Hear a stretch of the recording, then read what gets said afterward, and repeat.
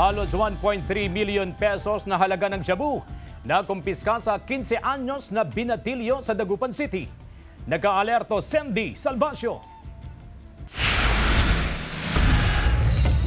Isang minor de edad ang naaresto sa ikinasang drug buy-bust operation ng Dagupan City at PIDEA Region 1 sa Barangay Tambak, Dagupan City pasado alas 12 ng hating gabi kahapon.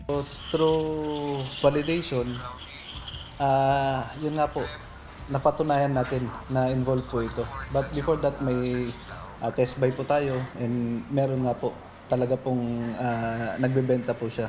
Tinatayang nagkakahalaga ng halos 1.3 million pesos ang 185 gramo ng shabu na nakumpiska sa 15 anyos na binatilyo. Ayon sa pulisya, kabilang sa listahan ng mga high-value individual ang binatilyong naaresto. Maliban sa droga, nakuha rin sa sospek ang 180,000 pesos budol money na ginamit sa operasyon. Nagsagawa na rin ng drug test ang PNP sa binatilyo na kalaunay nagnegatibo ang resulta. Sinusubukan pa ng GMA Regional TV na kuhanan ng pahayag ang binatilyo na kasalukuyang nasa kustodiya na ng City Social Welfare and Development Office. Kagaya nga po ng lagi kong sinasabi, no hands up tayo dito. So mas lalo pa nating pinapaigting kasi ang gusto natin yung mga source mismo ang makuha natin. Napilahan na ng kasong paglabag sa RA 9165 o Comprehensive Dangerous Drugs Act of 2002 ang naarestong binatilyo. Kasama si Daryl Peralta, Sandy Salvacio, One North, Central Luzon.